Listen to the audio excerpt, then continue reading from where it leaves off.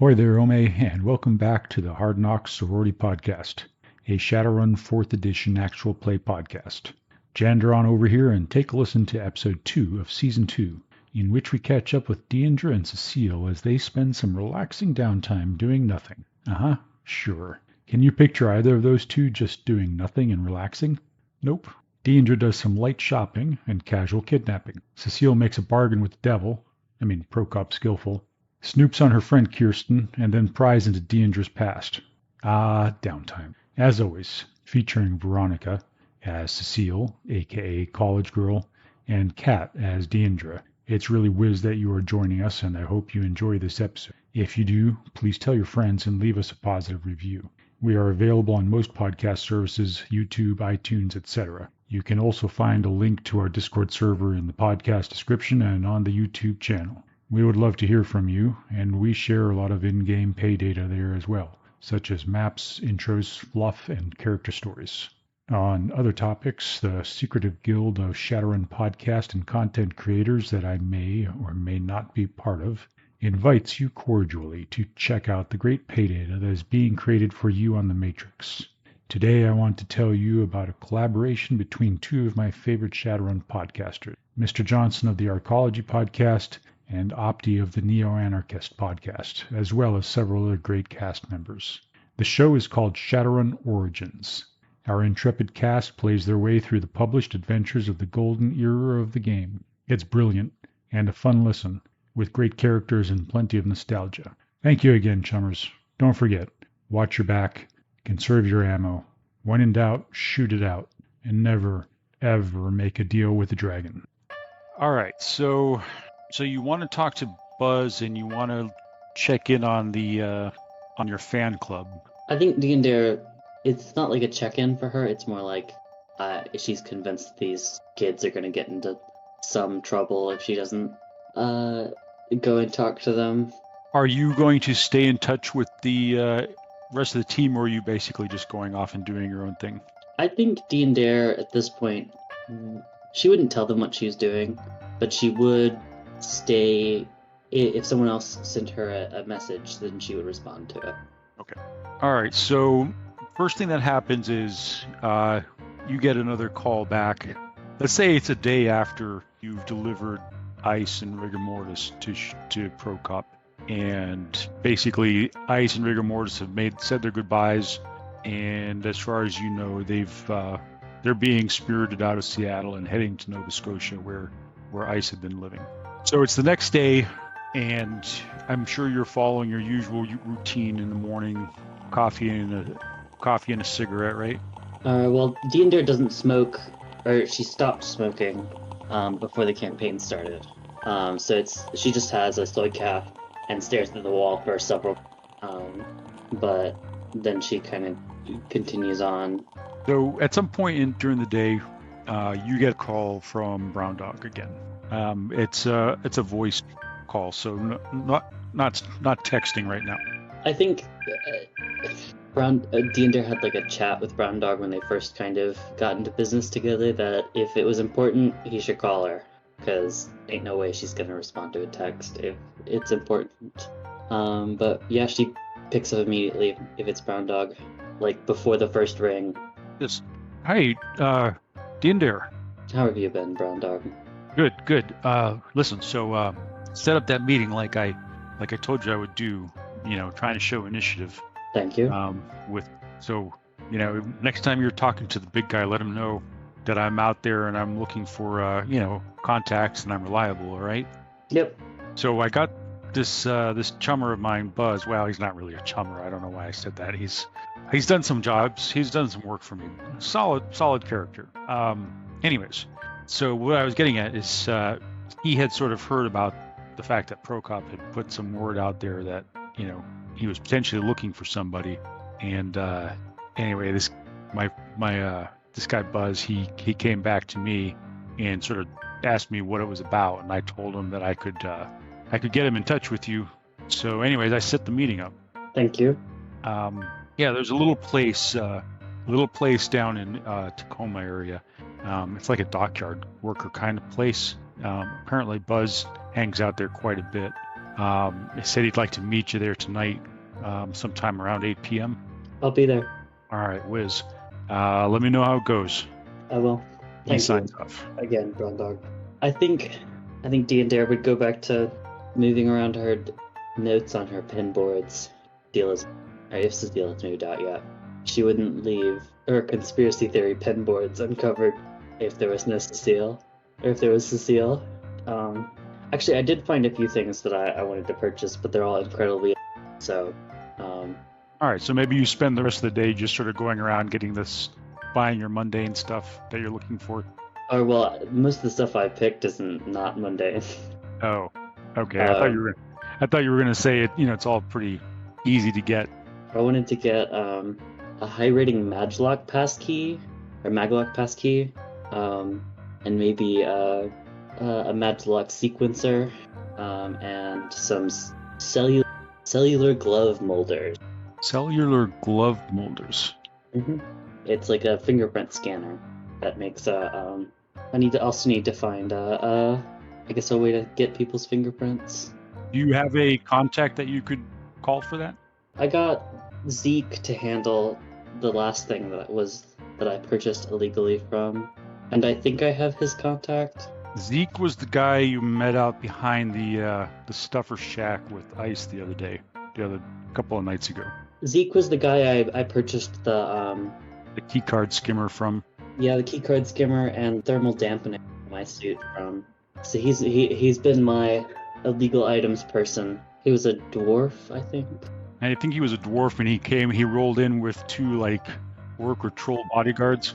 Yeah. All right.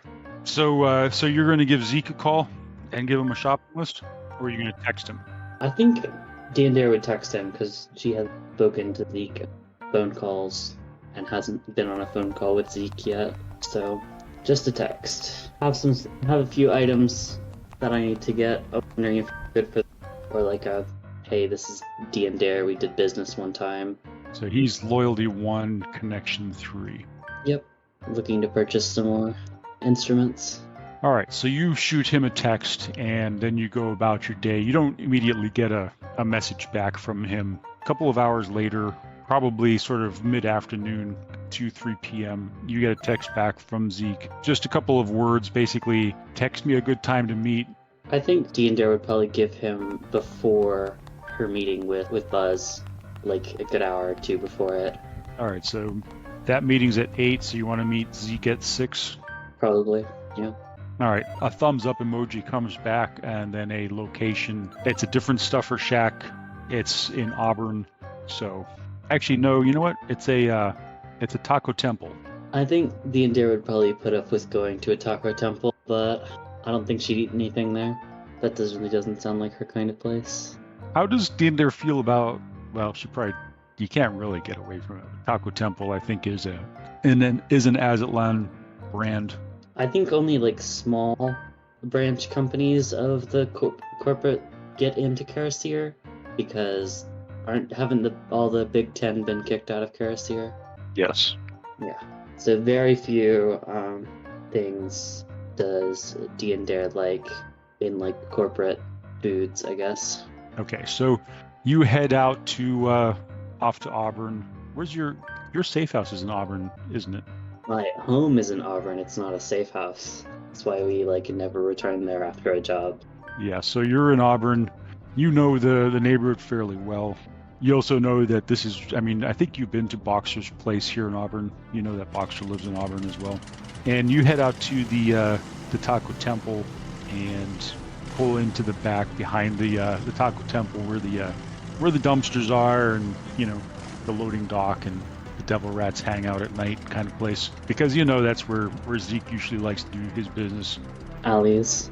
Every time you've met him so far, it's always been behind either a stuffer shack or a taco temple or some other similar establishment. Never the same place twice, though. You got to hand it to him, at least on that count. I imagine you get there quite punctually. Yep. A few minutes later, you see Zeke's big black van sort of circle the parking lot once and then drive in behind and stops, and the van door slides open and one of the orc bodyguard gets out, looks around, and then Zeke hops out, bodyguard gets out. Zeke saunters over to you with sort of the the little big guy kind of strut. I don't remember if we described him last time, but I sort of picture Zeke as, big, bushy, red beard, red hair, probably wearing some kind of glasses or goggles. He's wearing black leathers. He rolls up to you and says, "Hey, chummer, it's been a while. Well, 2 or 3 days at least. We keep meeting like this, people are going to talk." Hopefully this should be my last gear pickup for a while. Maybe not. I don't know how hopeful you are of that. Hopefully not. I like doing business with you. So what can I get you? First of all, what I imagine is the hardest. Pull a little cigarette case in my inner jacket pocket, and there are 4 what look to be incredibly fancy cigarettes from like an elven, they're like elven make company, Shire company, and I pull one out and close the case, and I hand it over to him. These are infused with very particular elvish drug. I'd like to acquire more of them. They're not for me, but for possible use. He looks at it for a second. He looks at you quizzically and he says, "Lace?" The one and only. Wow. All right. Well, could be a little challenging. I don't generally deal in this type of stuff. These aren't for recreational use, so I doubt any. I highly doubt that any normal dealers would carry them or even stock them, I guess. And she kind of puts it back. They were specially made for Karasir detectives, so we could gather information and people forget about us. Pack will probably be expensive, but it's all I'll ever need, to be honest. Now, I can ask around and see if I can get you the lace. Do you need them in this form, in this cigarette form? Yes, I'm not looking for raw lace. Okay, so that's going to be a little bit more challenging. Probably going to need to give me a couple of days on this one. I have a few other things, but you can take as much time as you need. She pulls out a list, and on the list it says a Maglock passkey and sequencer, probably a face kit, which is another spy games tool. And he looks the list up and down and says, "Yep. Well, this is more my speed. I like to deal in hardware more than consumables." It's not really meant to be consumed. Yeah, it's just not sort of my specialty, that kind of thing, especially when you want it specifically in the cigarettes. But, that's not to say I can't find the right person and get it for you. I figured that more people would run in your circles that possibility of having if I went to a common street rat or if I... Well, if you're not in a rush, you're probably better off, going down south, finding it there. But I can definitely look for it if you're not in a rush. Not in a rush. Not really in the game of leaving Seattle at the moment.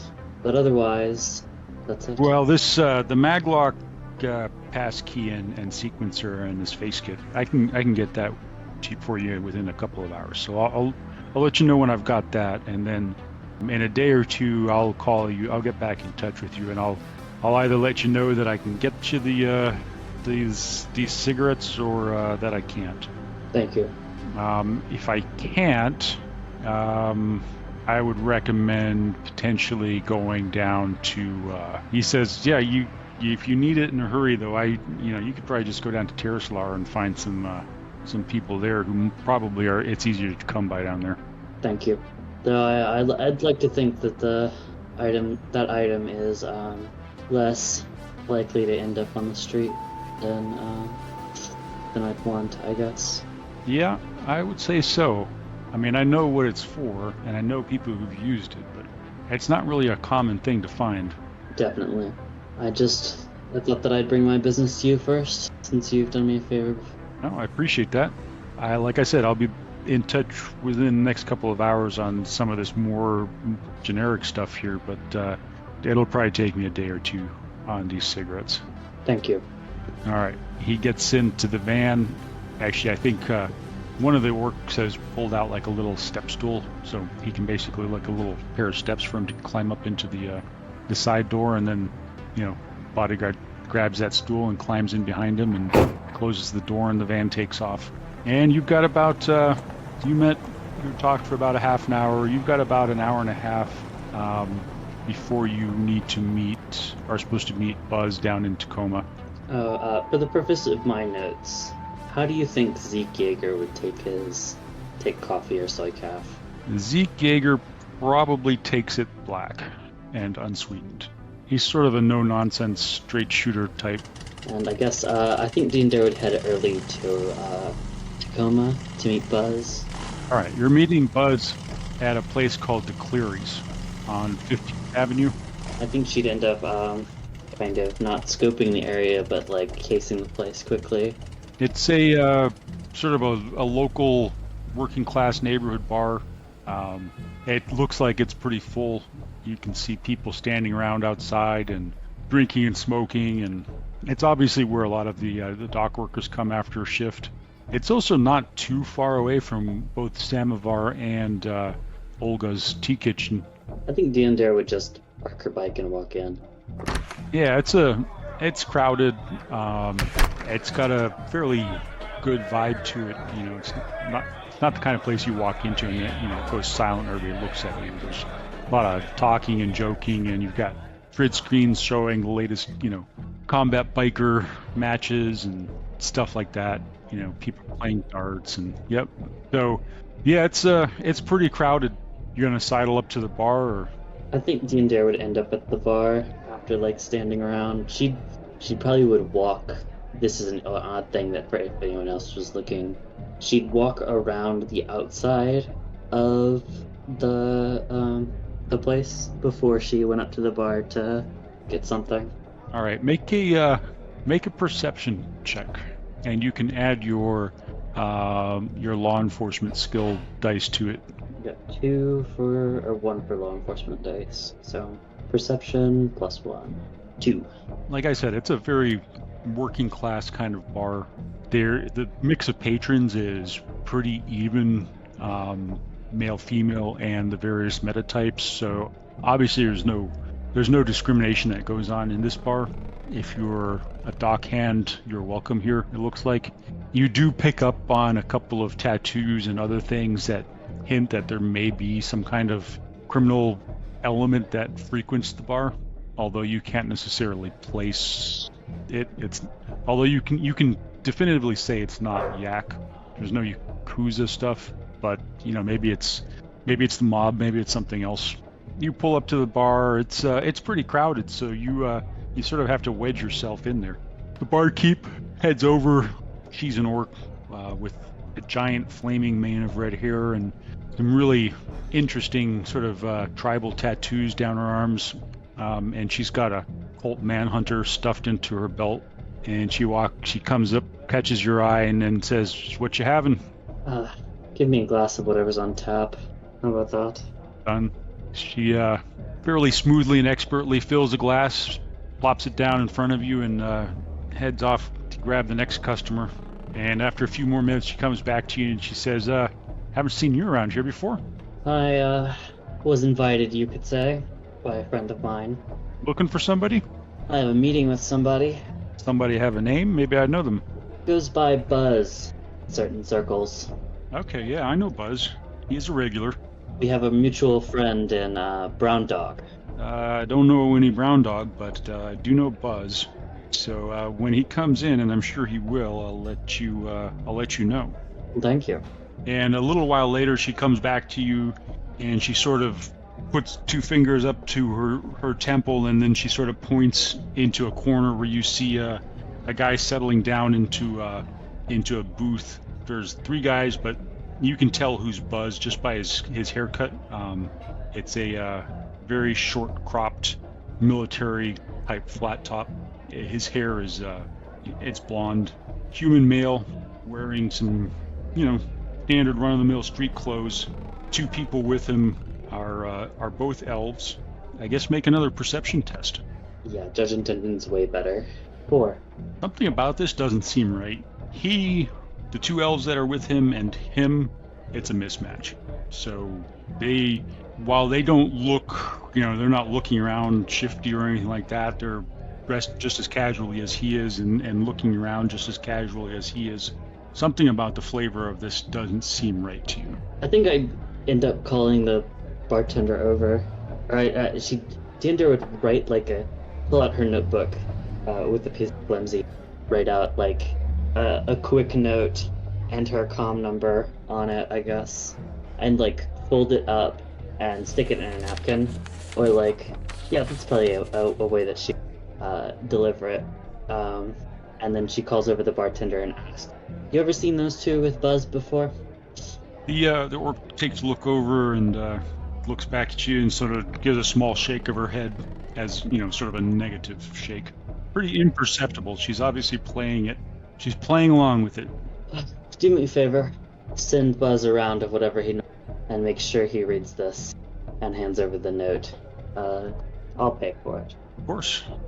She goes over and she pulls a bottle of scotch off of the one of the shelves and fills up a decent shot into a tumbler and gives you sort of a wink and heads over there, and she walks up and she says, Buzz, your usual, I guess. And she sets the drink down in front of him with the napkin under it, sort of folded, and you see him look at her and then down, and the elves, and then she looks at the elves as you can see the elves are just sort of starting to pay attention, and then to distract them again, she basically asks them, "Hey, what are you guys having?"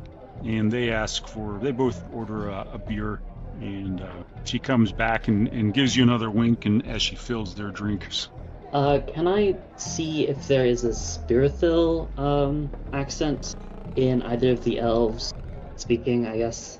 Although that's probably not very noticeable, or pretty minor, I guess. You wanna see if you can tell whether they're speaking in Sparethiel? No, if like their native Spirithil speak have somewhat of an accent, right?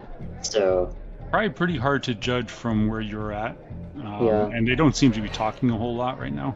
They're just sitting next to Buzz, and he's sitting there sipping a scotch. And then as he's sipping a scotch, you see him, palm the napkin and put it in his pocket. Deandare, then I think Deandare would attempt a disguise check to make herself look much drunker than she is. Okay. That's what I'd like to do. So, guys, 0. I am going to edge this. So, post-edging, I re-roll the whole thing. I'm just, disguise. 3. Much better. Okay. She'd kind of slowly, over a few minutes, she wouldn't like pull apart her outfit, but kind of what it looks like, she'd make herself look significantly more posed, I guess. So, I guess since you've got the bad luck attribute, don't you need to roll? Oh, yeah. I gotta roll a d6. Thank you. I roll a 3, so nothing happens. That bad luck has gone off once.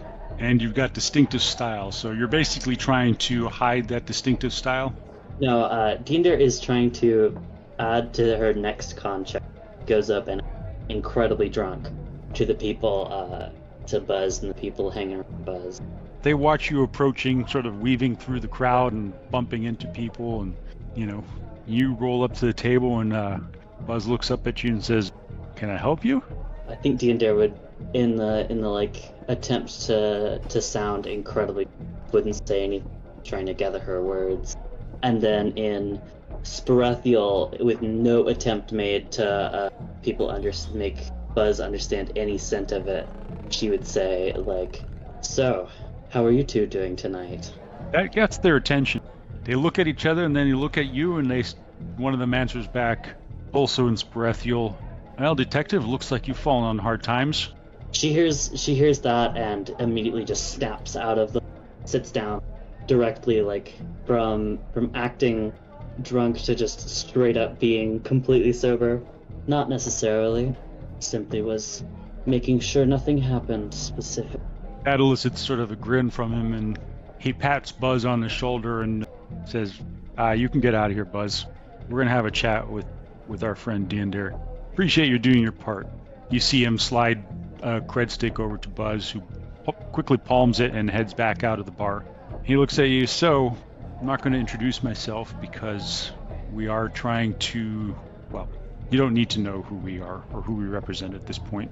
But word on out in the shadows is that you're making inquiries regarding your brother."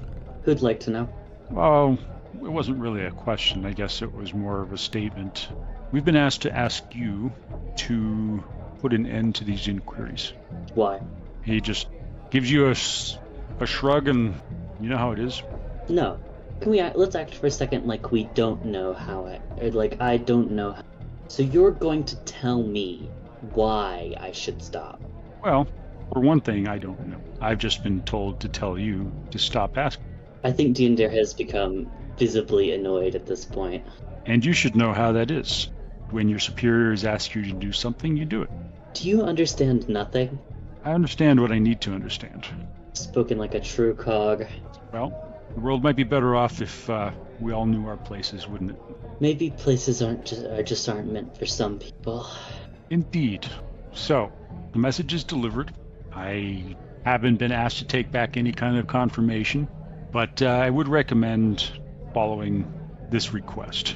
If you ever see the error of your way, I'll be happy to teach you how to live your own life. And Diender spits on the table and stands up and walks out. The two elves watch you walk out without any further move on their part. As you're leaving, you see Buzz he's standing in an alleyway across from the bar. As soon as you come out, he sort of ducks back into the shadows. But you're pretty sure he meant you to see him. Diender jumps on her bike and basically does like a lap of the block that he's hiding in the alley then. Okay. Are you looking for anything in particular, or are you just sort of scoping the area out, making sure that... Oh, no, not a lap. She's going to the other side just so her bike still see. And then she's going to enter and try to find Buzz in the alleys, I guess. Okay. Are you doing any kind of sneaking? Are you sneak up on him, or you're just going to go walk right on him? I'm just going to walk right on him.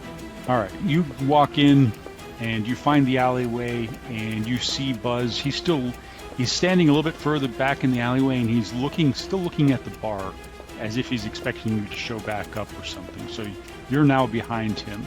Diender would walk directly up to him, wheel him around, and she'd drag him deeper into the alleyway. Probably try to get him back to her bike. All right. As you grab him, he yelps and says, "Hey, what's going on?" I think in English, or in whatever Seattle Pigeon speak, Diender thinks he would understand. She'd go, "Shut up." Don't hurt me. I didn't mean anything by it. Those two they found me. They made me get you in here. I mean, I had to talk to you anyways, but I don't know how those two found me. She dragged him to the motorcycle, and when they get to the motorcycle, she points to the side, "Sit."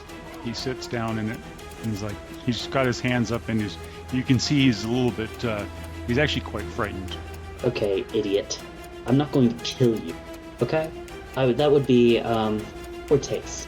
But I'm going to kidnap you. So, sit tight and put a helmet on. He says, "Come on, I didn't have any choice. You saw those two. There's no way I could stand up to them. Where are you taking me?" To a hotel. All right. He's still looking scared as he grabs the helmet and puts it on and says, "God damn it. How do I always get myself into this mess? Where does this dread come from?" I think Diender is seething at this point. Like, if her glamour ever picks up on action more than just her hair has probably shifted to the spectrum and is like she's flying through the streets. Not in like a I'm being reckless way, it's like an I'm mad. I guess that is reckless, but to like a close coffin hotel or a closer one, I guess. If she knows one. All right, make a pilot groundcraft test. We love those. 2. All right, so you tear through the night, letting sort of the emotions of this anger and this frustration flow into your driving. Out of the corner of your eyes, you see Buzz hanging on for dear life. His face has gone pale. You pull into a coffin motel that you see in the area. Interestingly enough, it's called the Lakewood Comfy Cubicle, which something about that name reminds you of something, but you can't quite put your finger on it. But it looks like a clean, brightly lit place, typical cubicle. I think once she's done road raging, she's going to calmly get off the bike and like offer a hand in like the most shitty way possible to someone she's just scared out of their goddamn life on a bike.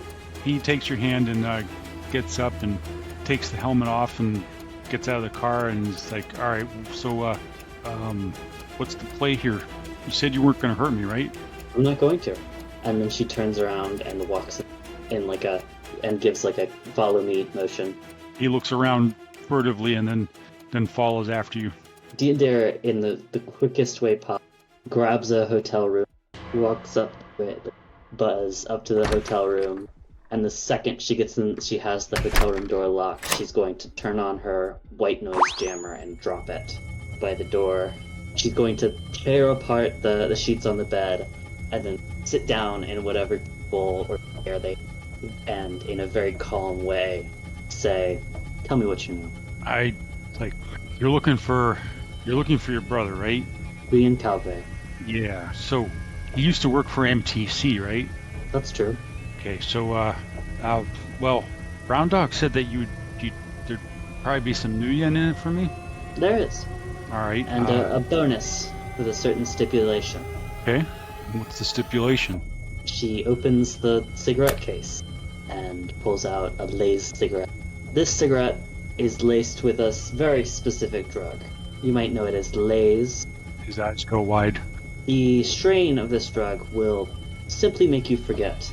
Now, i.e., it erases your memory in a way that is mostly unrecoverable. I'll give you 1,000 new yen for the information, and 2,500. Forget that you've ever met. He looks surprised, his eyes wide. He's, yeah, for 2,500 new yen, I'll forget I ever knew you for sure. I'm not talking about you simply not speaking to anyone else. I'm talking about you. She motions towards the cigarette, which she's smoking, and deleting me from your mind. He looks a little bit anxious and nervous again. He says, but you can also tell that he's tempted. You can see sort of the conflict in him as he's trying to decide, whether the risk is worth the reward. And finally you see greed win, and he nods his head and says, yeah, all right, I'll do it. What the heck? 2,500 new yen's 2,500 new yen. What do you know? Well, okay, so it's been a couple of years now, but a couple of years ago I was doing this job before I knew Brown Dog, right? Anyways, that name, Rian, well, I think one of the guys on the run, I think he was one of the guys on the run. You think, or you know? Well, I'm pretty sure. I mean, it. He was running with a different team back then. I'm pretty sure they were MTC. If I remember right, they were sort of a black ops squad. Anyways, they hired me and one of my mates there to basically create a distraction for them. Yeah, they were a Mitsuhama team, and he sort of matches the physical description that's out there that you were looking for. Let's see. So there was. I don't think I was introduced to him, but he was a mage. But I think I can remember. Bet you I can remember his team leader's name. Yeah, what was his name? Dang, it started with a K. I think they called him Lieutenant Klein, maybe. Maybe his name was Klein. Sort of a weird name. But yeah, that's what I was.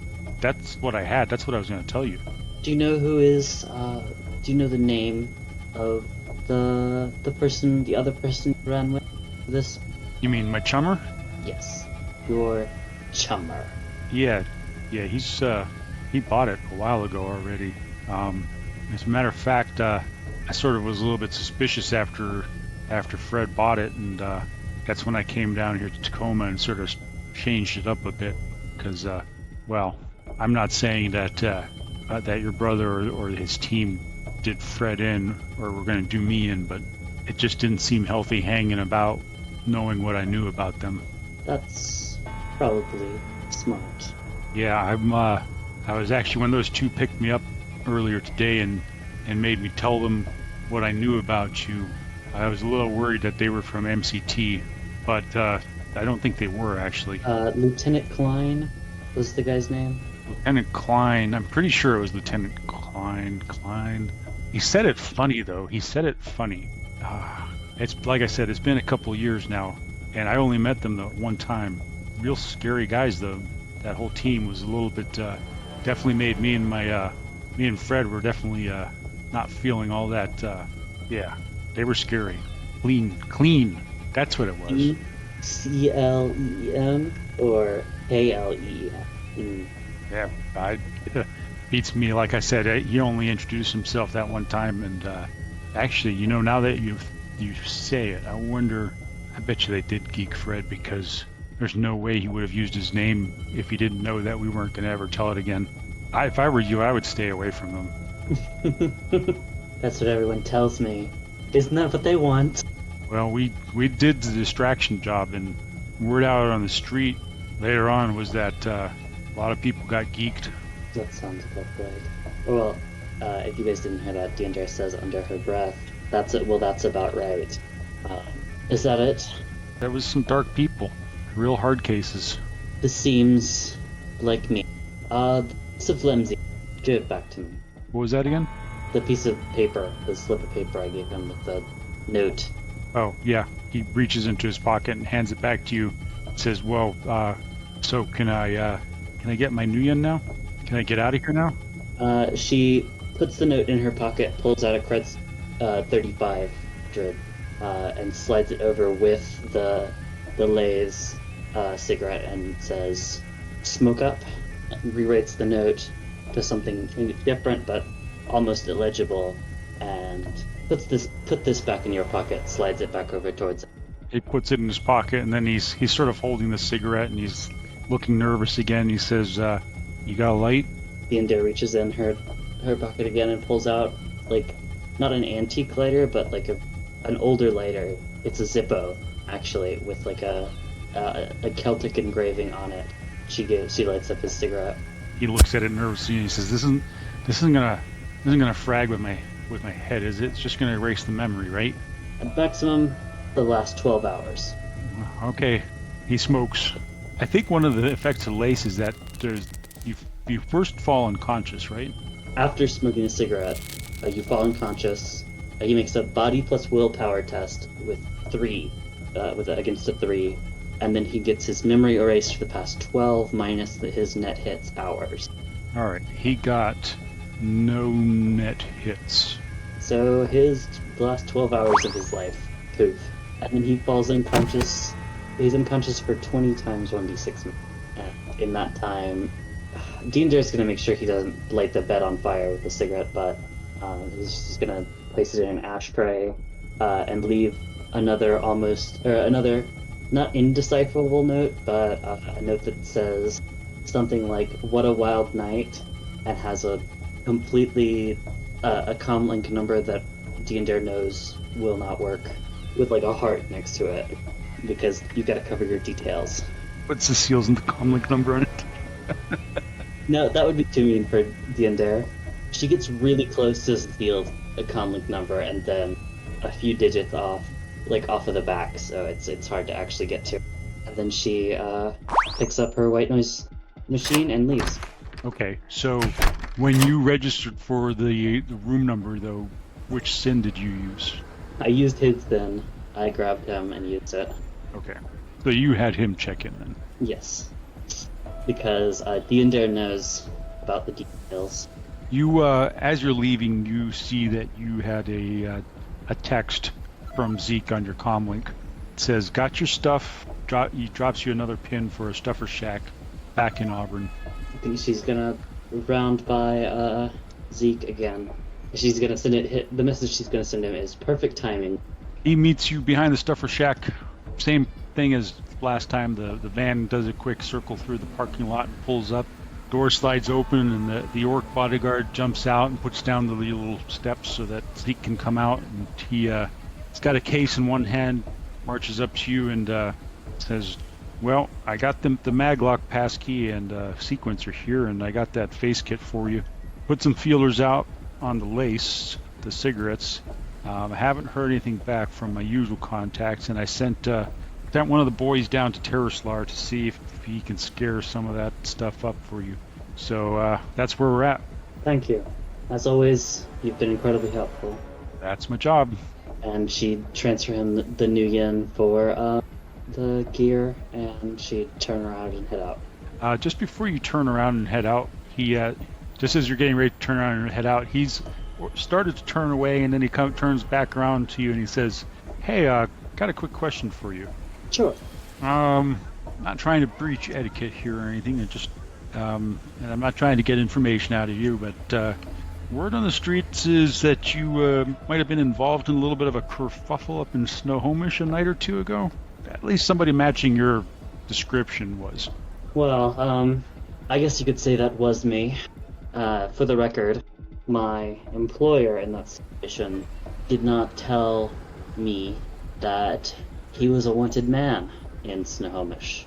So we got in significantly more trouble than if I had driven to Norm's into Terraslar. So He nods sort of thoughtfully and says, "Well, I got a freebie for you then.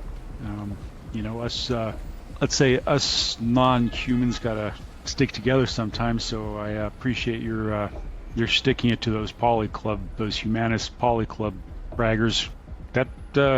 That's Snohomish security personnel captain up there. She's got got something out for whoever was involved with that night. Sounds like there may have been a fatality in the incident that was close to her. So you might want to watch out, especially not head back up there." if you end up in her sights, tell her that I'll face her with my blade and that she shouldn't come for me at my back. He grins. "Well, I'm going to do my best never to end up in her sights, but figured you'd want to know." Thank you again. You've been a great help. He nods, and he and his retinue depart the way they always depart. Yeah, it's probably a good time to reach back out to Cecile. God, another call from Deandir? What is it this time? Deandir drugged the guy and left him unconscious, and almost left him your cell phone, your comlink number. Oh. Ultimately, she realized she was not that mean. So we're going to rewind time a little bit. We'll go back to the conclusion of the rescue of rigor mortis at the Samovar. You had mentioned to Prokop that you would like a word with him in private.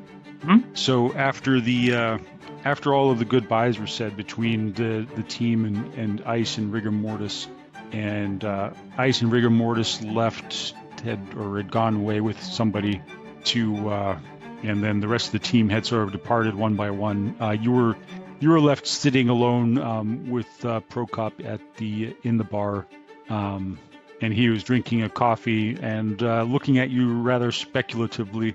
"So, how can I help you?" Prokop, I need your services as a fixer. "I see. Okay." I would like to hire a runner team who recently did a job on a prison in Huyala. I see. Okay, so you would like to hire this team that we just did the run with. Am I understanding that correctly? I wouldn't be opposed if they had outside help, but yes, you are understanding correctly. I need this to be deniable for me. And why not just ask them yourself? As I said, I need this to be deniable for me. If I have a direct link to these people, that would be unfortunate. I see. You are attempting to create a space between yourself and them. Indeed. I require your services to diminish the good name of a certain dean of a college.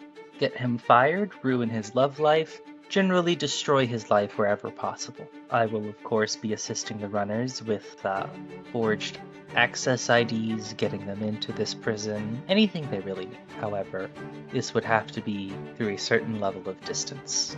He takes a sip from his tea and deeples his fingers. He's thinking some things through, and then, well, do you have information that would be useful to them? Do you know where this information is that you are attempting to find? I strongly suspect that it is in the documents wing of this prison. I see. It seems to me, and you can take this any way you like, but it seems to me that perhaps you should do a matrix run of your own, or hire somebody to do a matrix run, and ascertain the actual location of said documents. That is quite likely. We do not need to move on this immediately. However, I very well may need their services anyway in order to destroy his love life. This is an undertaking that cannot be undone. You understand what I am saying, Cecile? I can't say that I do. What I'm trying to say is if you have an opportunity to return to your old life now, unsullied by deeds of that nature. That now is your opportunity. But once you start traveling down this road, it will become harder and harder to return to your normal life. Yes, I understand your concern. That is the reason I wish to have distance between myself and this operation. I don't just mean I don't just mean the legal or practical side of things, but I mean the changes that happen within you yourself. When you follow this desire for revenge and hurt somebody so deeply, these actions leave a mark. Perhaps you aren't familiar with the corporate world, but I would like to remind you that things don't get done peacefully. If that is the way you like it, if that is the way you want it, I am only saying some things cannot be undone. Yes, well, I know that firsthand. I assure you I know what I am doing. Very well. He looks momentarily, not necessarily sad, but sort of resigned. Make a judge intentions check. Okay. I kind of just want a general vibe check on him. Mm-hmm. Like, is there something he's not letting me in on, so to speak? Okay, so you get 2 hits.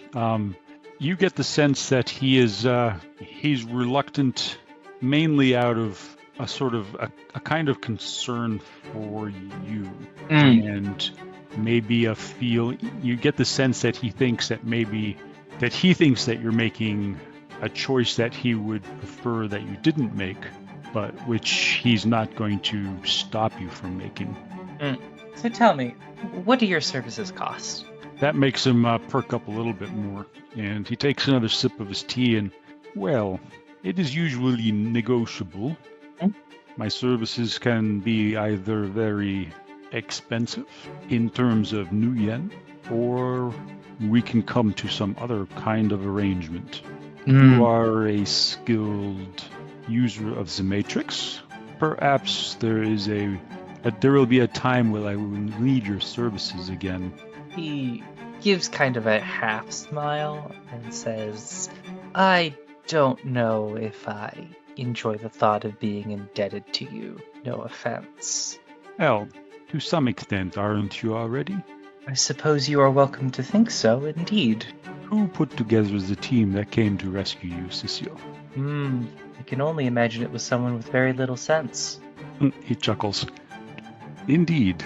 I am appreciative of your efforts. However, I must admit, I have already helped you set things right on your end. It would be dishonest of you to say that I have not already at least somewhat paid you back kindness. He gives you a look of mock surprise and says, but my friend, do you not recall? You were paid for those services. I still have the money if you would like it back.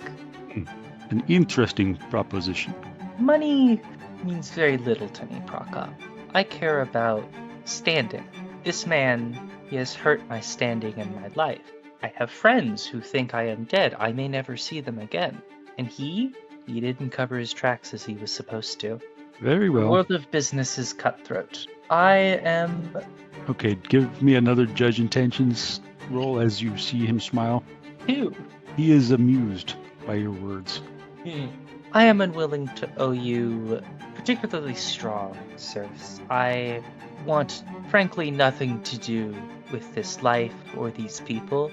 In the course of a week, I have nearly died numerous times.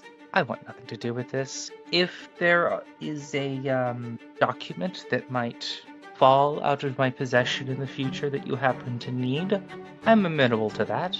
Such things happen, but I can't buy services more than you would expect. The average wage slave would, as my companions have started to say. Very well then. I will take back the new yen, and I will set up this job for you with your erstwhile compatriots. Is that the 15,000 new yen or the 30,000 new yen for all of the jobs? I will take the 15,000 new yen. That was out of character. I'm more meant just to clarify for my end. But yes, I will. Who cares? It's just money. Yeah, and I mean, 15,000 new yen seems like a great deal if it buys you back your place at Evo's lab and your internship and... Let me think. So, Cecile doesn't like debts. She does not like this creepy, weird, shadowy man with a weird accent wanting her to do a favor for him. And she's pretty sure if she doesn't follow through on that, he's going to fuck her life up in some way. She has 12,000 nuyen, which isn't a lot, but it's enough. Who cares? Just want to elaborate on my thought process. She does not, if she gets out, she does not want Prokop looming over her head with, I could pull you back at any moment. Mm-hmm. That makes sense. Probably at this point, some of the things that Rigor Mortis said about Prokop run through your head too. Untrustworthy bastard, blah, blah, blah. Mm-hmm. I mean, he sort of confirmed probably a lot of Cecile's notions about Prokop and the rest of the team. Now, do tell, without a favor, how much do your services cost? Well, to some extent, it is dependent upon the value of the job to be done. Mm.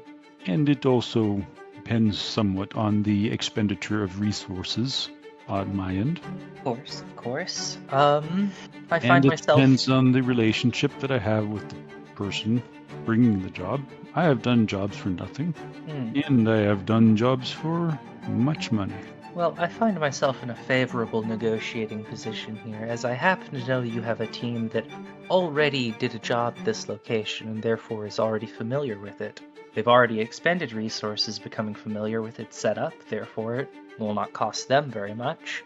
I also happen to know that this individual is someone with whom you would have a personal beef, if you will pardon my French. So... Yes, you bring up a good point. So, that is an interesting point. He is related to the group he is related to the group involving Van Housen, as I'm sure you are aware, and I doubt his views of Shadowrunners have gotten better with time, so to say. Yeah, the Shadow Riders. Mm-hmm. There also seems to be a smuggling operation out of this Warehouse Alliance prison. This may be a way he's enhancing his profits. And I'm sure you understand that someone who has such an intense hatred for Shadowrunners making more money is very bad for your business. I think this is a mutually beneficial arrangement. He's contemplating, and then he says, well, I have given up on the idea of revenge. It leads nowhere. Oh, but surely you can understand the value in getting rid of competition. It is entirely possible he will do something to make your life difficult in the future, even lacking revenge. No. I think you are missing the actual leverage that you have, Cecile. But that's okay. You will understand in time. You're right. Intentions. Okay. What the fuck is he talking about? 2. I really wish I would get 3 here, but whatever. He has obviously, as you have been talking, he's been thinking about the situation. He's obviously come to a conclusion that, or an angle that you hadn't considered. What that could be, you don't know. But you can see that he is becoming more amenable to helping you. Oh, hate it. Yes, well, I do see a reason why I should help you in this endeavor, Cecile. Well, I'm glad you've seen my side, then. Very well. I will set up a meet with your team, and we will negotiate their fee, which you will pay, and I will take no cut. And you will not owe me. This makes sense to me. Is there anything else with which I can help you at this time? Is there anything that you would like to tell me about your situation? Yes, actually. I think there are 2 things you could do for me also. First is, of course, I couldn't help but notice you have some lovely magical women here, who I assume have a large library of magical documents, perhaps? I, of course, don't assume that you have power to force them to let me into their libraries, but I do enjoy perusing a good library. You are correct, of course. I would never consider attempting to force. either Talia or Nadia to make their libraries available to you. It simply seemed that perhaps they had something they wished to say to me. I do not know. Simply something to broach with them. Otherwise, please do convey to Kirsten for me that she needs to study more, and I'd be happy to help. Well, this is a way that you can do me a favor. I would greatly appreciate it if Kirsten would apply herself more to her studies. I am sure I can get her to improve. If you are able to get yourself reinstated at the university program, I am willing to pay you a stipend to be a tutor for Kirsten. Oh, how generous of you.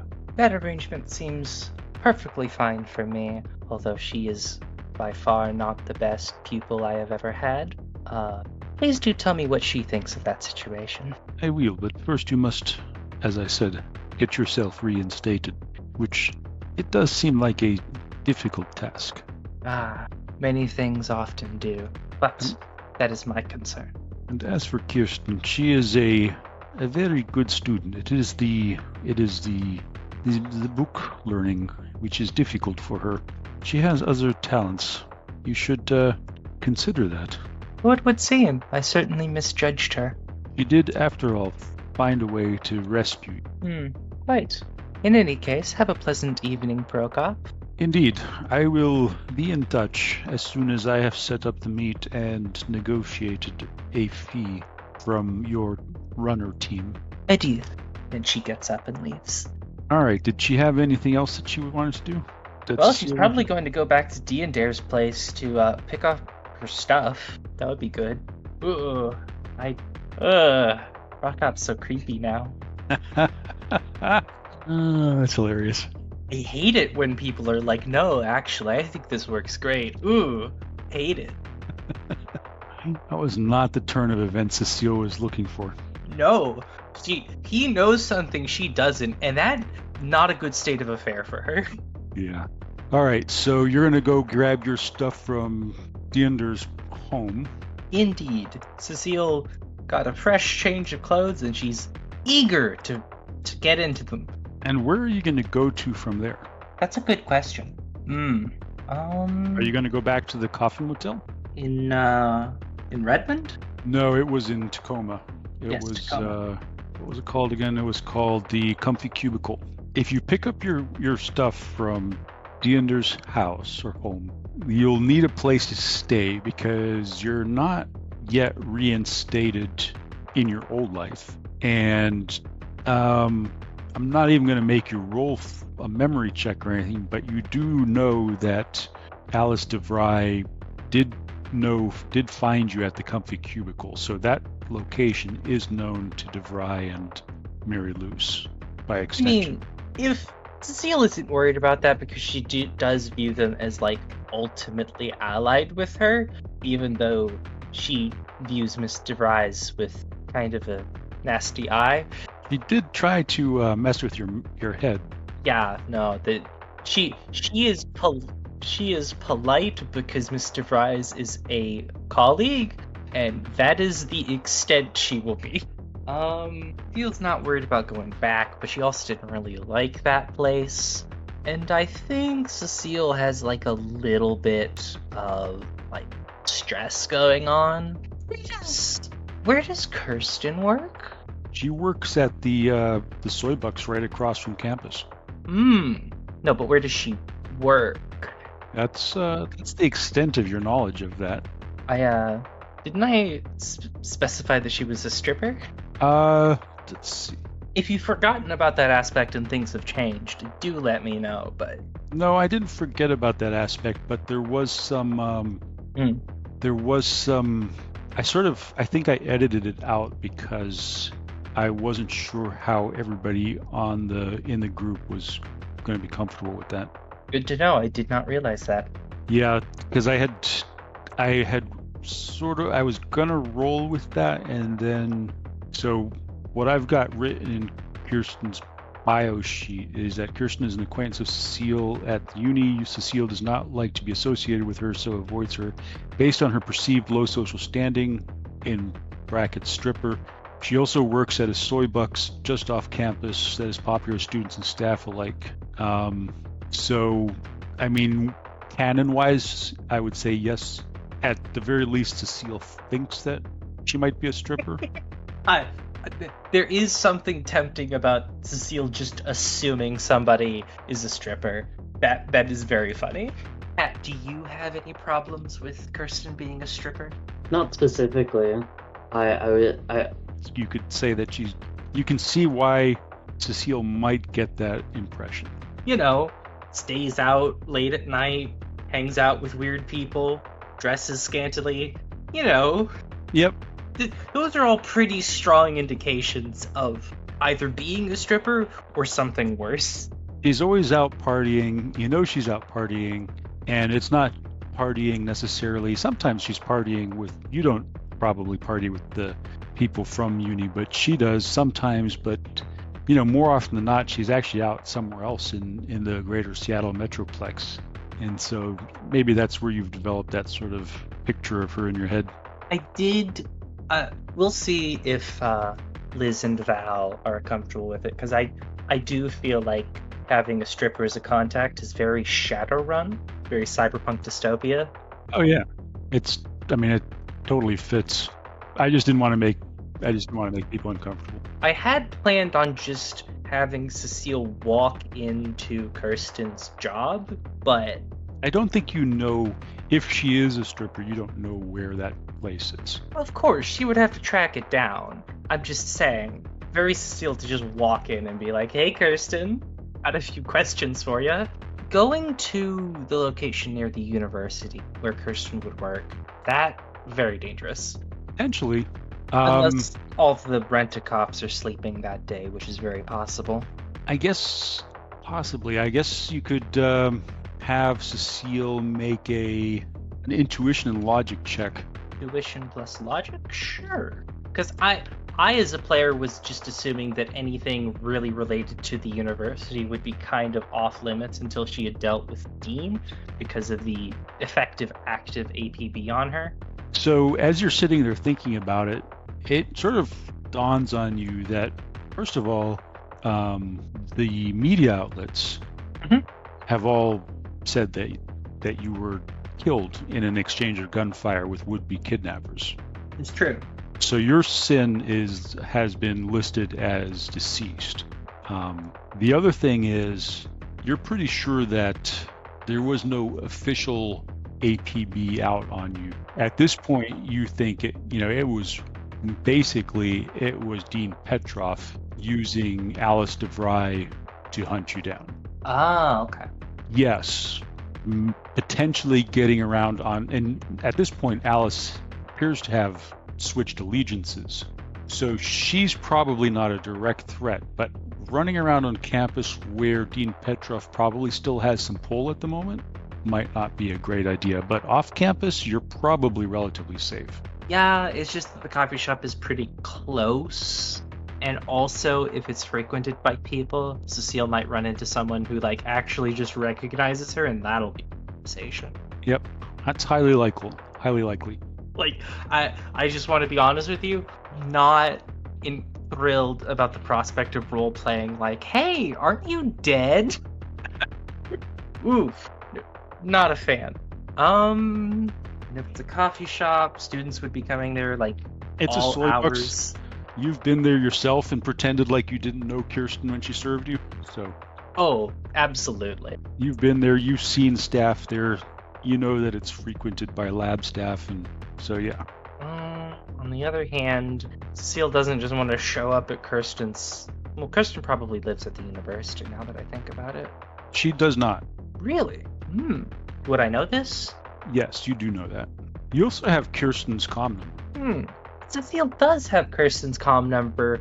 Your mistake is thinking that she wants to use it. You know what? Better question. I would like to see if I can find any other place that Kirsten frequents. Okay. So you're going to do a matrix search? Yes. Shall I need to roll or?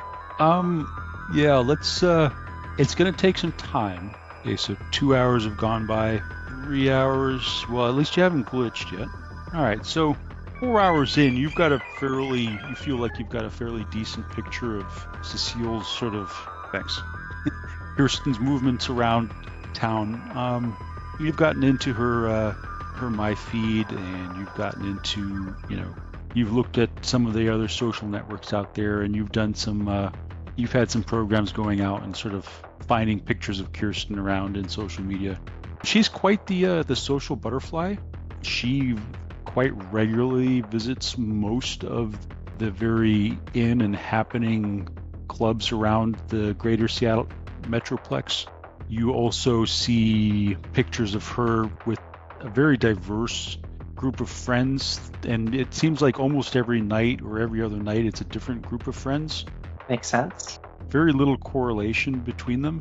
And then you get a couple of strange hits from this search too. There are a couple of images that you're not quite sure are Kirsten, but some of the facial recognition algorithms that you're using tell you that there's a high probability that they are Kirsten. In one of them, there's a young woman who is wearing the traditional dress of a geisha and is accompanied by 2 Japanese men, and the location is in Tacoma. And then you get another one that the facial recognition software says is very likely Kirsten, and you see a young woman who to your eyes doesn't necessarily look like Kirsten. Very different gait. It's like a 5-second clip of this woman in a short red dress and very high heels, matching red jacket, being escorted into a restaurant by 2 men who, from quick search of their tattoos and things, you think are probably Russian mob, maybe Vori. So she's very, all over the place. Can I predict where she will be in approximately an hour and a half game time? That's probably problematic, since her movements around town seem to be fairly random. Mm-hmm. Like, it's never the same. There's no rhythm to which clubs or places that she frequents. And there are also random nights where you simply don't get any hits from her. Mm-hmm. Better question. Where is she currently? She's at work. She's at the Soy Bucks. When did she get off? She will be getting off. So you just left Pro Cops. You actually were there in the morning. So she's probably going to be off around 4, which would be, call it 5 or 6 hours from now. She would probably be broadcasting her location as she's leaving work, unless she's going to do something illicit. Yep, she's her comm number, so you can zero right in on her. Mm-hmm. And she's not running silent or anything like that. In that case, I'm going to just take a grid guide over to approximately that sort of area, just so I'm closer and don't have to trap to her. And I'll see where she goes when she gets off work and try to, beat her where she's going. You're going to do a little stakeout? A little bit. Although, not actually staking her out, just, seeing where she's headed and stuff. Unless I really want to be devious and try hacking a comm link. No, not right now. All right, so you're basically staking Kirsten out for the moment. Cutting back to Diender. Yeah, so you were going to go look for your fan club, make sure that they weren't getting themselves into trouble. How much trouble could fangirls get into? A lot. Well, when you're wearing fake elven ears and making yourself up to look like Diender, you could get into a lot of trouble. That's fair. You should probably go rescue them. Where are you going to look for them? The obvious place would be Olga's. I think she, so after her adventures the next day, she'd get up the crack of dawn and go and basically stake out Olga's several.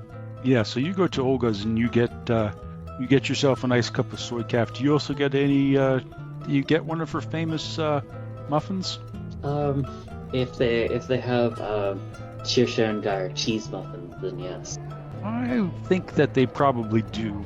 Then she'd get one of those.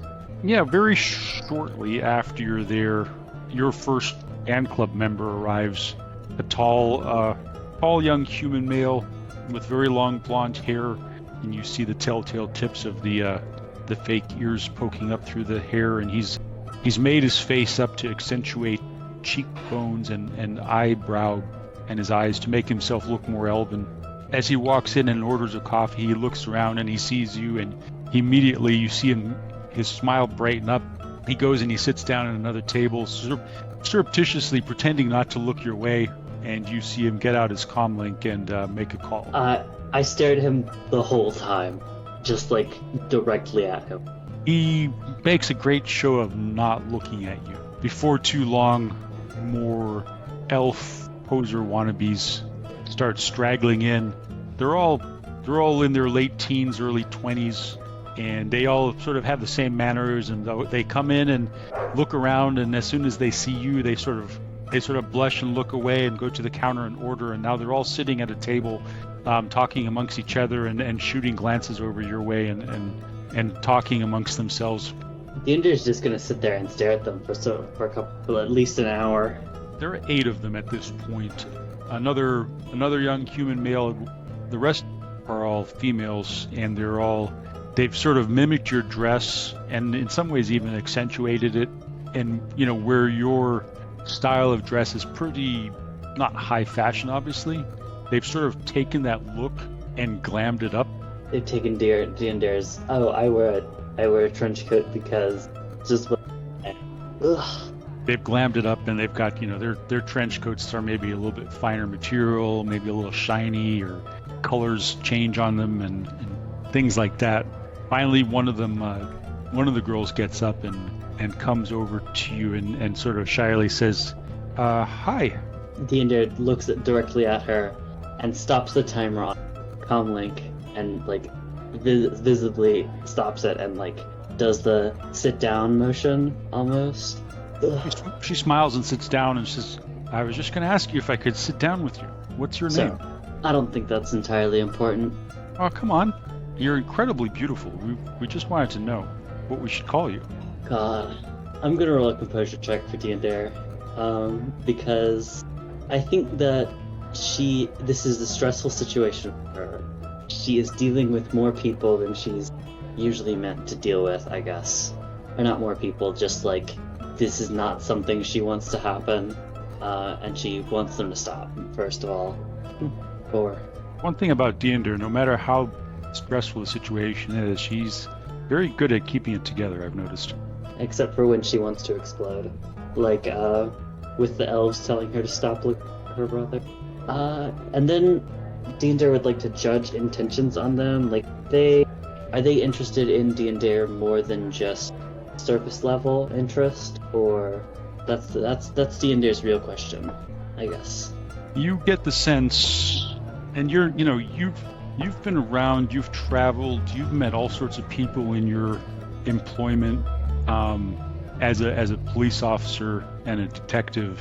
You are sort of maybe partially embarrassed by the fact that these young people, these young humans of all things, seem genuinely interested in and attracted to you in a very real sense, not necessarily romantically, but attracted to you the way that you imagine people, bands of Maria Mercurial might be attracted to her, just on a very deep fan-based level. Parasocial relationship. They've, your unique appearance, your aloof mannerisms, the fact that you're an elf, all of these things has captured these young people's attention in a way that, to them at least, is very strong and real. Do I think that Deander would choose to push them off of her, or give them an easy lie that would lead them away from her, almost? If you've got 4 hits on your judge intentions, it's going to take something really monumental to break the spell. This is what happens when you run around with a charisma 6. I think Deander literally takes a solid minute and pauses, and eventually she gives up, thinking of a way to shove off. Why not? You may call me, and she gives them the spiritual sentence that means the stars reflecting on the pool at night. The girl looks at you in wonder, and she repeats the word. You can tell that she's been practicing her spiritual. And then she says... It's not really a word, it's more like a whole sentence. Yep, so she sort of repeats it slowly after you and just sort of wonder and awe and gratitude that you're talking to her. And she says, Do you want to come sit with us? Not especially. He looks a little bit crestfallen, but then she sort of nods like, yeah, that figures. Well, let us know if you ever, want to hang out or do something, or if you need any help, A piece of advice. If you want something from me, don't take, and I looked out at my calmly, an hour and 15 minutes to come and ask it from me. The girl has the good grace to blush and nod and says, yeah, that sounds good. I appreciate that. We just didn't know. We know that we can tell that you're a very private person. Not sensing the irony in her words. And I wouldn't give Silverhand's fingers to the rest of you out of, as in like, I don't want any of you to get in trouble. It's kind of a, I guess, backwards elf idiom, I guess. He looks a little bit perplexed, and she seems genuinely perplexed. Trouble? I don't understand. The idiom or what I'm implying? I don't understand. I guess I don't understand either of it. Any of it. I think Diendar would then explain the phonetics of how to start at like breath and like that most idiomatic phrases being backwards from their meaning in like common tongues. So like I wouldn't give something is more like what I wouldn't give, or like I want this to happen. And then she would explain that the girl's hanging on every word with rapt attention. Most elves wouldn't be so kind. There's like pointing visibly at her ear to the plastic ones. He goes bright scarlet red and he looks down and says, well, we can't help how we're born. Guess the truth is in the leeches. But Dare points to her that his partially cut off and goes, some of us can't. He gets up and she says, well, I'm sorry, I didn't mean to offend. And she sort of scurries off and she sits down, and then you can see them all putting their heads together around the table as she's obviously relaying the entire conversation back to the group. I think Diendar starts her phone timer again. Okay, this time it only takes about 5 minutes, and one of the young men comes up to you and sits down unasked. He's make a judge intentions roll. 2. That is a lot of ones. Wow. Yeah. Not a glitch though. Close. He's nervous. He slides a napkin towards you, and on it is written a comlink number, and he says, if you ever need to get in touch with us, no offense, but if you ever need to get in touch with us, this comlink code will get you in touch with us. And then he gets up and walks away quickly. I think Diendar leaves it on the table, and then she sits there for at least another hour or so, unless more of them are going to come up and talk to her. It doesn't seem like it. Some of them, they sort of leave on intervals, and then others come in and look at you and sit down, and all told, by the end of a couple of hours of sitting there, you've counted probably about 15 people. All of them humans, about 75% female, 25% male. All of them in some way or form imitating your appearance, dress, and mannerisms. Nightmare. It's awesome. I mean, they're the overt and easily understandable ways to be the evil GM, and then there are the ones that are just really. These kids probably don't even realize. But in fairness, Diendar has a very unique appearance. And if these kids are already predisposed to be fan clubby over elves and elven culture and all that kind of stuff, learning of and meeting, becoming aware of a particular elf who was so unique, it would probably trigger that kind of thing. Especially when they give you a name like the stars ding off. They're probably convinced that you're a celebrity. Little do they know Diendar's just an old woman. An old detective. An old detective slowly becoming an anarchist. So you don't hear anything back from Zeke that day. And at some point, so Cecile, did you go pick up your stuff from Diendar's? Yeah, presumably. Okay, so at some point, Cecile stops by, I think I didn't say Cecile was stopping by when Dare was there. if it's like immediately after, what is it from the Dare has like gotten her corkboards out and is like they are mounted on the wall in the living room of her flat, and she is full conspiracy cork mode. Yeah, so I guess the question, Cecile, is did you call ahead to see if Dare was there? Did you just go knock on the door? See, if the door is locked, presumably Cecile would like get in somehow, either by hacking her home network or just trying to scam her way into a key for the door. All right, so when you try to the home net, well, she doesn't really have a home network. Really? I mean, this is Dare. Oh, yeah. I have to imagine it comes with a home network by default. Like, what did she unplug the router? Maybe a toaster, and a refrigerator or something like that are on the network. Dare's definitely put a deadbolt on her door. Oh my god. There's probably, even though she might have a home network, it's not ever been set up or connected and configured in a way that would make sense to somebody like Cecile. Well, all Cecile cares about right now is whether or not she can open the door with it. It doesn't look like it. There's actually a physical lock on the door. Ugh, disgusting. In that case, Cecile will begrudgingly message Dare, like, hey, I need to get my stuff from your house.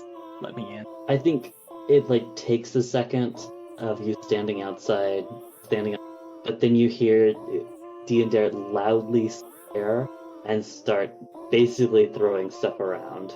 And after like 5 minutes, she opens the door and the couch is covered in a big sheet. And there's something which looks heavily like a bunch of corkboards, like antique, basically. I mean, I don't want to imply that Dare's apartment plan. Does something hidden under a bed sheet count as a secret? Sure does. So I need to roll a composure test, huh? I think a composure test is probably in order at this point. Nope. She goes right for it. Are you going to stop her from looking at what's under this? She's going to get a hot second to peek at the corkboards before Dare's going to pick her up again. She better not. Sounds like she said she's going to. So yeah, Cecile will basically with her left hand just pick it up and throw it off, in all of her 2 agility glory.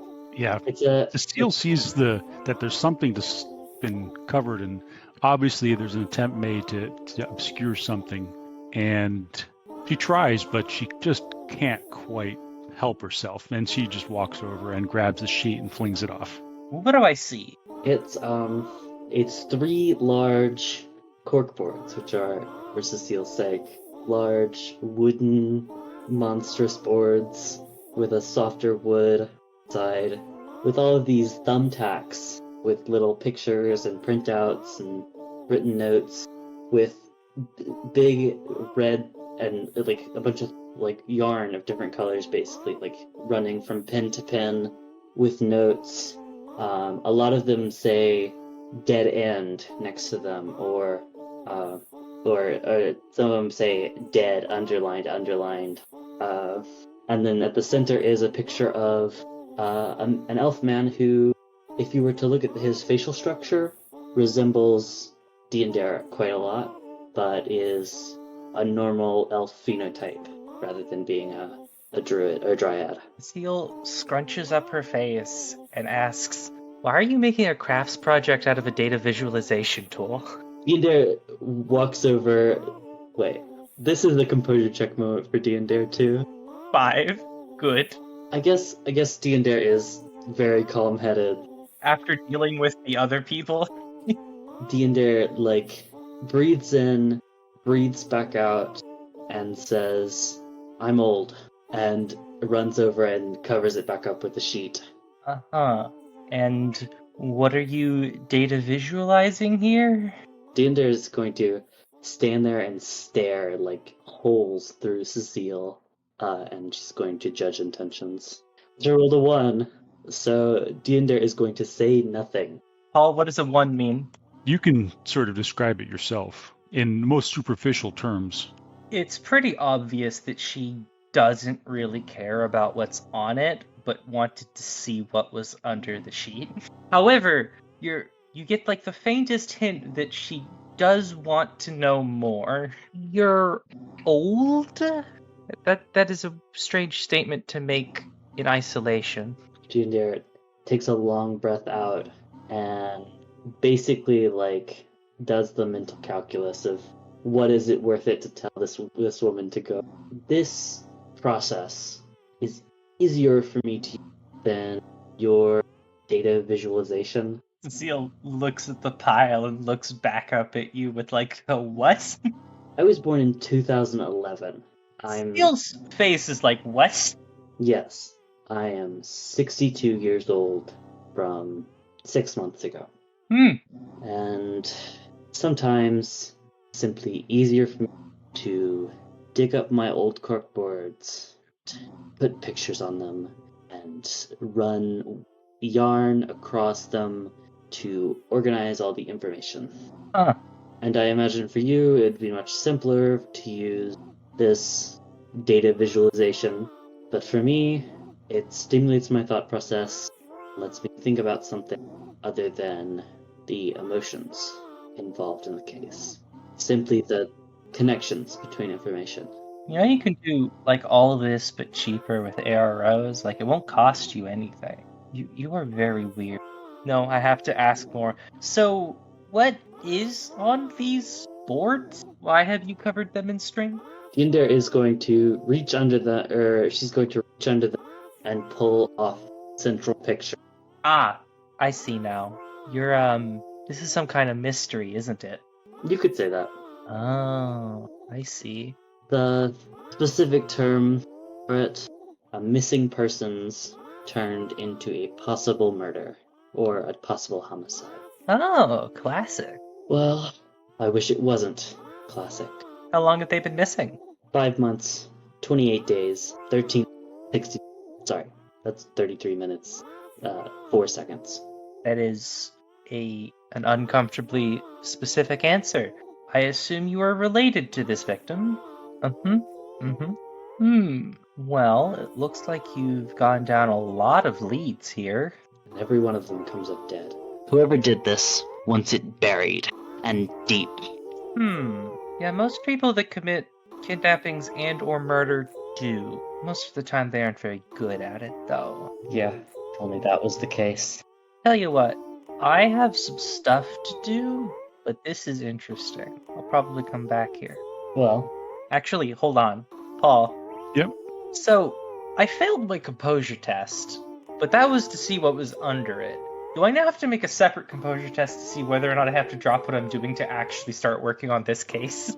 I can look it up. Okay, you must succeed in a Charisma plus Willpower 3 test to avoid pursuing secrets or knowledge that few people know about when you receive hints of its existence. Yeah, and maybe it's jumped quite high to the top of your list. Yeah, that it has.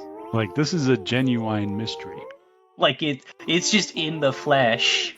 You've written this novel before? She was working on it. She didn't finish. You know, grad school. Yeah, no, I do think this is jumped to the top of her priority list now. Why don't you tell me more? That sucks. But I think Deidre would uncover the corkboard and then put them up on the wall again, and kind of run through all the dead ends she's been through, like corporate inquests and sneaking around, and she hasn't bought pay data or anything yet, but like. So, do you know from whence your brother was taken? From whence? The last known contact with some of his, let's call them previous acquaintances, is a message he sent to me while I was driving into Seattle from, say, Lashid. But where was he? I don't know. So you don't know where he was. You don't know who's taken him. It's been several months. Yes. And you've talked to everyone you can think to talk to, and they haven't given you anything. Well, recently I spoke to, and Ginger moves to another one of the goes and points to a picture of Buzz, like a really small one, like a mugshot. It's a very small picture of Buzz, and he's collapsed and unconscious. This man told me that he went on a run with him, a shadow run, where he met Rian and one Lieutenant Clean. He said a while. D&D probably would have extracted an exact time and date from. It was about from Buzz. Sorry. Yes, from Buzz. Yeah, so I mean, Buzz's recollection wasn't that great. I mean, he said it'd been quite a while ago. So I'm going to say it was about a year and a half ago. A year and a half ago, this Clean and I was about to, I guess, put feelers out for information on him. They were doing something, a run. Sorry. Yeah, they had basically hired Buzz and his chummer Fred to act as a distraction, and Buzz had described these people that had hired him as an MCT Black Ops squad, and felt that they were very dangerous people and that they might have geeked Fred, and that's why he himself had gone into hiding. There's written like a short version of those notes next to the picture, and there's a single pen, and it goes off to a question mark with the name Lieutenant Clean written under it. And do you know anything about this lieutenant? Nope. Aside from the fact that Buzz says that he thought they were MCT. Why would he think they were MCT? And that sort of jibes with Diander's recollection of, she did think that Rian had worked for MCT. Rian was a wage mage for MCT. So there's that sort of correlation. He worked for Mitsuhama, and he was doing shadow running, huh? I guess. Well, I think the only course of action left is to find this lieutenant and find out what that run was about. Well, that was my plan, though I feel like I should wait and let everything calm down from... a few waged Keebs came and tried to talk me out of looking for it. Did you get a picture? Of the Keebs? Yeah. No. Dean flips to a page in her notebook. From memory, their faces. Well, I can't do much with the drawing, unfortunately. We were in a bar, so they might be on security footage. You can get access to that. Depending, that'll be very easy or very annoying. That was DeCleary's bar. DeCleary's? Okay. So, I'm trying to think here, because now I kind of want to get to the bottom of this too. I think Cecile does. But Cecile did have plans. Cecile is now torn between helping Diandere with her suicide mission, doing her own stuff. As I do want to say, Cecile does still loathe Diandere. Although this has now made her a little bit more interesting. Interesting, yes, but a total bitch. Who uses paper and flimsy and printed out pictures to map out data on a wall, of all things. That has to be so... Is that real, thread or yarn? What is that made of? A natural fiber? It's probably actual thread. Where did you even find that? Did you go to a tailor? You are so weird. All right, so I'm going to call it, because I'm still I'm still suffering from jet lag from last night's game. It's New Year's Eve tonight, right? It's tomorrow night. It's the 30th, and it's not yet the 31st. Oh, you mean... For me, it's the 31st. Yeah, it's like 10 minutes into the 31st. 12 minutes. All right. Well, I think this leaves us with a lot of interesting things that we can... That took an interesting turn. Wait until Cecile learns that Dinder has... Has what? That cut strategically just at the right time. Just wait until Cecile finds out that Dinder has blank. I was like, what? Well, I'm not going to say anything then. Cecile's head explodes. Secrets. Have a good night, guys. You too.